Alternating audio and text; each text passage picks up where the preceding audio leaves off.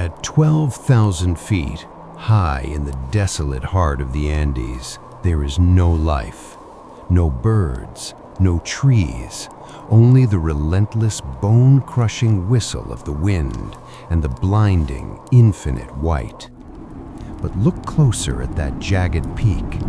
There, amidst the twisted, frozen metal of what used to be Uruguayan Air Force Flight 571, something impossible is happening.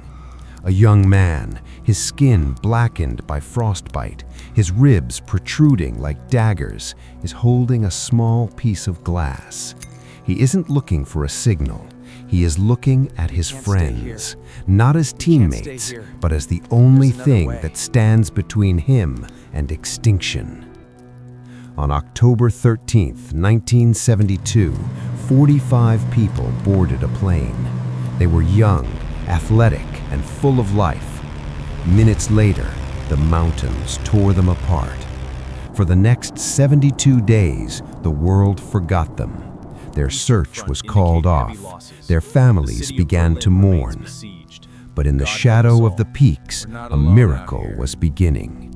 A miracle born of a horror so profound it defies every law of human civilization. Today, we aren't just telling you a story of a plane crash. We are diving into the darkest corners of the human psyche. How does a mind remain sane when it's forced to consume the flesh of its brothers? This isn't just about hunger. It's about a neurological shift where the brain mutes empathy to prioritize the spark of life. What happens to the soul when the shadows on the peaks, those strange flickering silhouettes the survivors claim to see, begin to move? Is it a trick of the oxygen-starved mind or something deeper? This is the breakdown of the 92-day descent into a frozen hell. We're going beyond the headlines to explore the call of instinct, that primal roar that wakes up when hope finally dies. Yes, you do. If you think you know the limits of what you would do to stay alive, you're wrong. Because in the Andes, the monster wasn't the cold. The monster was the realization of what we truly are when the mask of society is ripped away. Before we witness the moment the metal met the mountain, hit the subscribe button and turn on notifications. You're about to enter a world where the line between hero and survivor is blurred by the blood on the snow. The afternoon of October 13th was supposed to be a celebration. 45 souls on a chartered Fairchild FH227D, mostly members of the Old Christians Club rugby team, were laughing, singing, and playing cards as they crossed the border into Chile. But inside the cockpit, a silent, invisible killer was taking root, a phenomenon known as input bias. The pilots, blinded by heavy clouds and battling a 100-mile-per-hour headwind, made a fatal calculation error. They believed they had already passed the treacherous Planchon Pass and were over the green valleys of Curicó. In reality, they were still trapped in the heart of the Devil's Backbone. They began their descent too early, diving at 200 miles per hour straight into the jagged white jaws of the Andes. Suddenly, the laughter died. The plane hit a massive air pocket, dropping like a stone. The cabin floor fell out from under the passengers' feet. Then came the sound that haunts the survivors' nightmares to this day. Not a crash, but a high-pitched metallic scream. The right wing clipped a hidden mountain ridge and sheared off completely. As it swung back, it sliced through the fuselage like a hot knife through butter, taking the entire tail section with it. In a fraction of a second, the back of the aircraft was gone. 2 rows of seats, along with the people still strapped to them, were sucked into the freezing thin air void at 12,000 feet, vanishing into the mist before they could even realize they were dying. Inside the remaining shell of the cabin, gravity became the ultimate executioner. The fuselage, now a hollow metal cylinder, slammed into a steep glacier at a terrifying speed. It didn't explode. It became a massive, high-speed toboggan of death. It hurtled down the ice, the metal screaming as it ground against the rocks and snow. Inside, a chaotic mess of human bodies and luggage was being tossed around like laundry in a dryer. Seats tore from their floor bolts, folding forward and crushing passengers against the front bulkhead in a gruesome pile of twisted limbs and shattered bone. This was the moment of kinetic trauma, where the brain's processing speed slows down to a crawl, making seconds feel like hours. When the sliding finally stopped, the silence that followed was more terrifying than the noise. Then, the agony arrived. As the sun began to dip behind the peaks, the temperature plummeted from cool to lethal, minus 30 degrees Celsius within minutes. Nando Parado lay in a coma, his skull fractured, left for dead by his friends. The survivors were wearing nothing but light summer blazers, cotton shirts, and loafers. They were at 11,800 feet, where the air is too thin to breathe, and the cold is a physical weight that crushes your lungs. No food, no medicine, no way to tell the world they were still alive. The miracle hadn't happened yet. Only the nightmare had begun. The mountain had claimed its first 12 victims, but the Andes was hungry for the rest. They thought the crash was the worst part of their lives. They had no idea that over the next 72 hours, they would be forced to witness the total collapse of their civilized selves, making choices that would challenge the very definition of what it means to be human. The first 10 days were defined by a single agonizing word: waiting. The survivors had transformed the remains of the fuselage into a cramped, freezing bunker.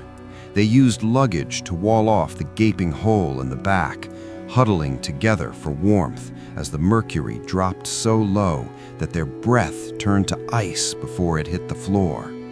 But even in this misery, they were still civilized.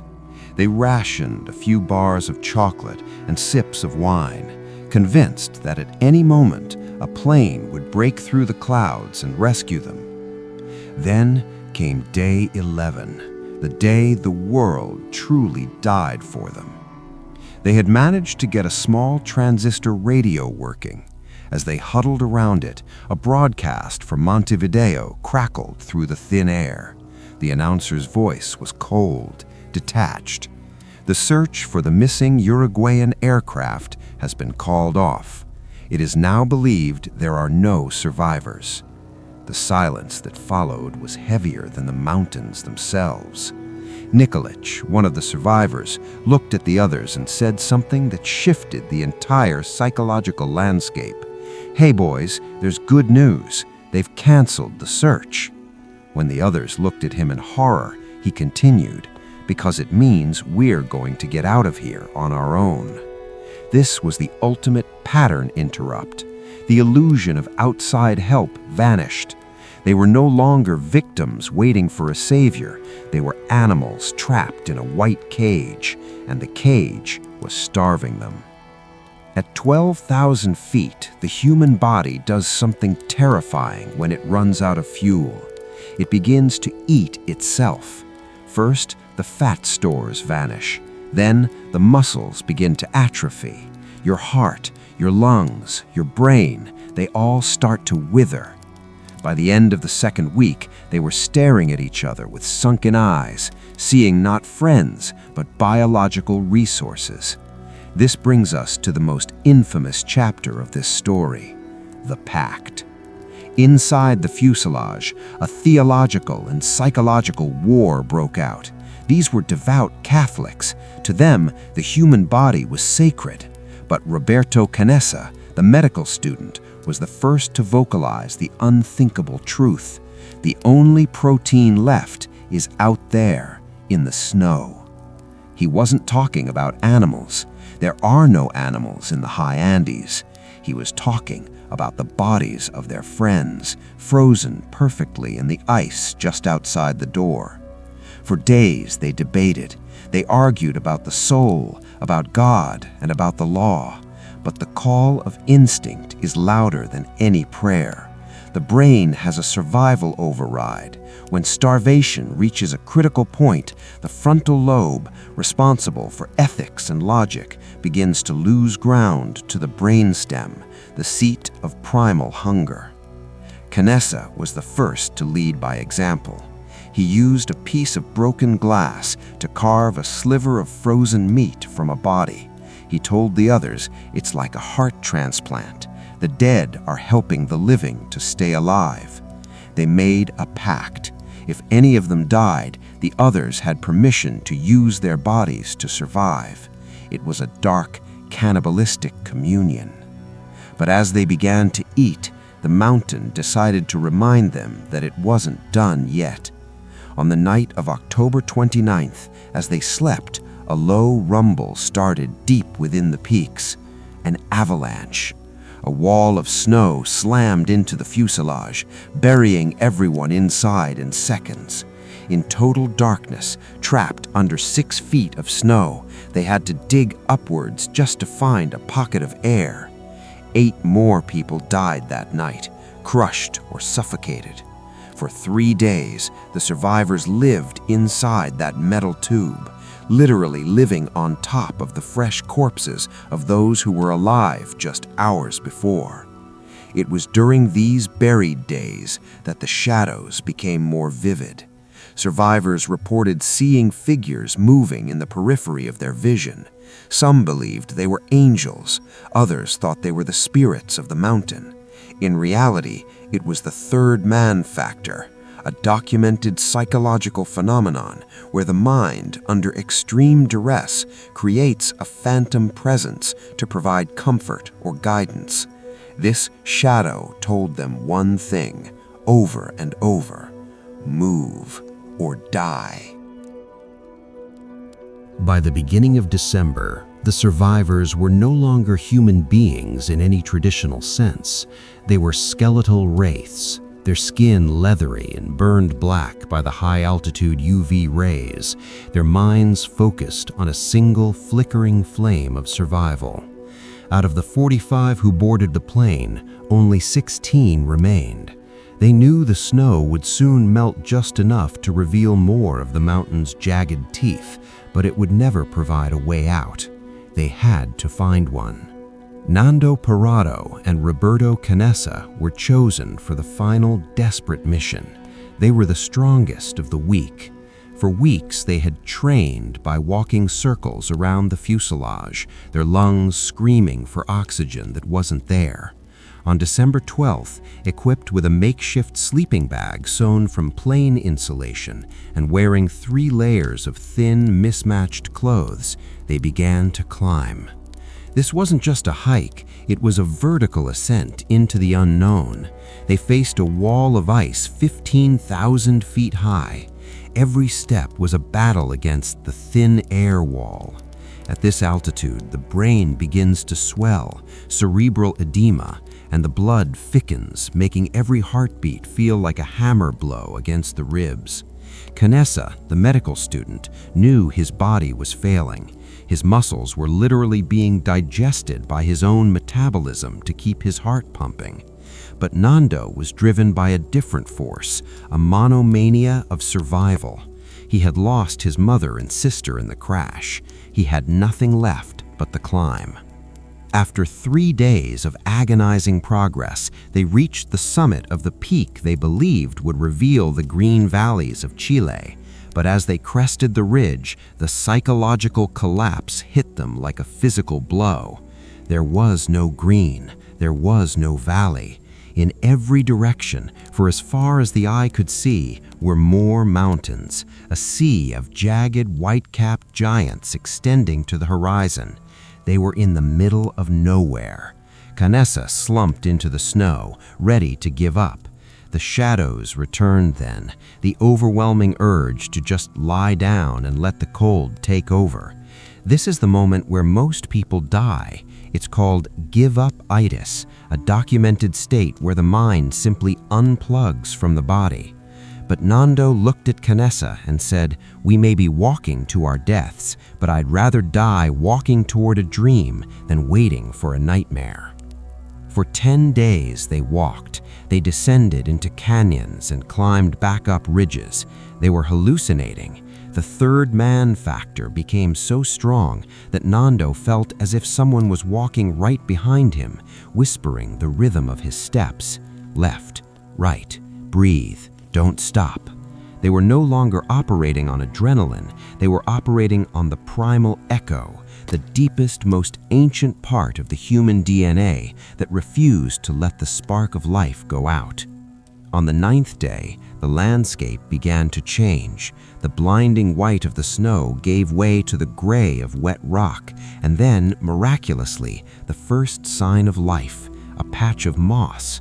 To men who had seen nothing but ice and death for over 2 months, that tiny bit of green was more beautiful than any cathedral. Soon they heard the sound of rushing water, the Rio Azufre, and then, across the river, a silhouette appeared. Not a shadow of the mind, but a man on horseback, Sergio Catalan. Nando, unable to speak because his tongue was swollen and his throat was parched, tied a note to a rock and threw it across the water.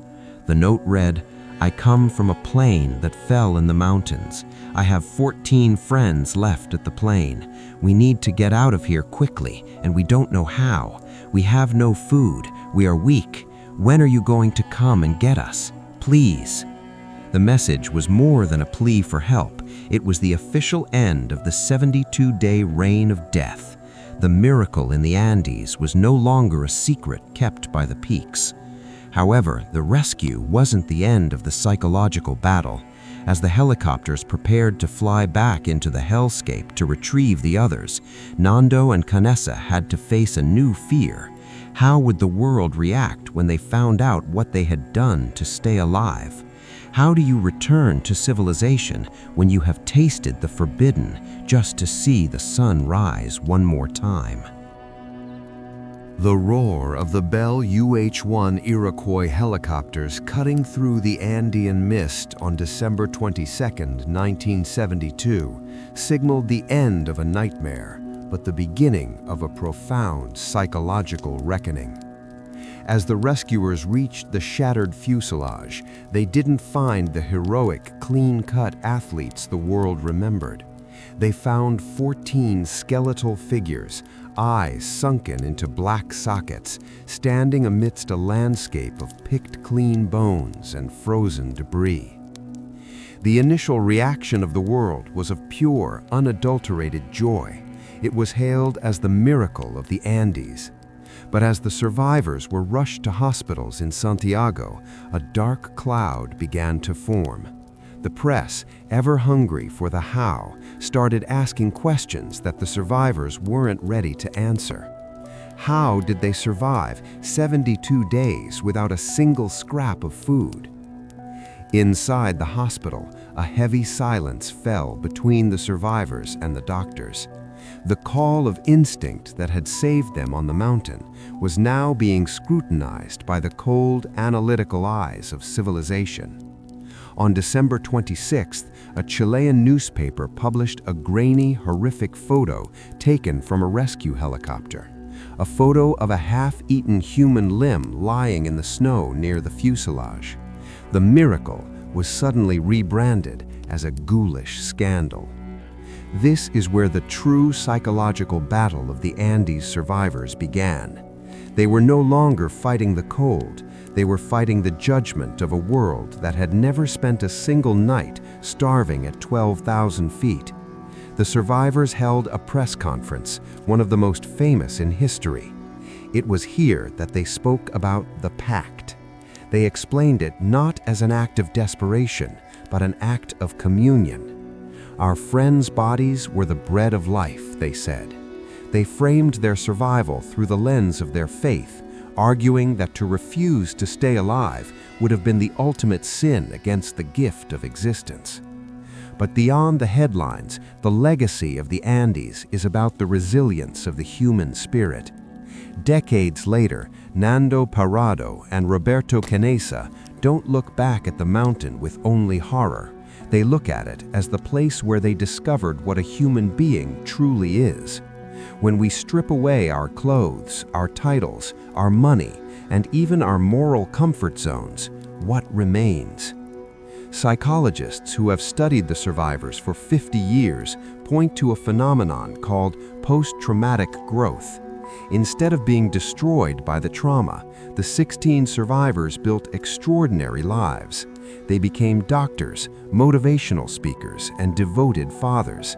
They learned that the shadows on the peaks, the ghosts of their friends, weren't haunting them, they were guiding them, reminding them every day that life is a borrowed miracle. The 92-day saga, from the crash to the final rescue operations, teaches us that the monster isn't the unthinkable act we do to survive.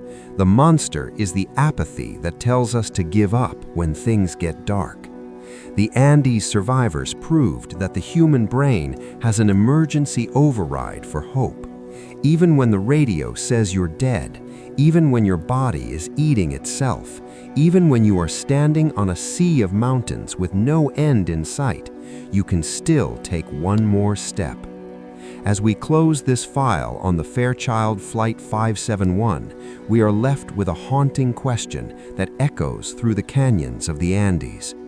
If you were in that white hell, stripped of everything that makes you civilized, where would your limit be? Would you listen to the call of instinct, or would you let the silence of the peaks claim you?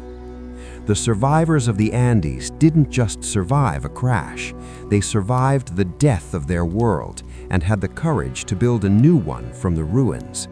Their story is a testament to the fact that as long as there is breath, there is a way. And sometimes, the greatest miracle isn't falling from the sky and living. It's finding the strength to walk back into the world after you've seen the darkness at its core. If you were in that white hell, where would your limit be? Comment below. This is the Kanata Files. Stay sharp.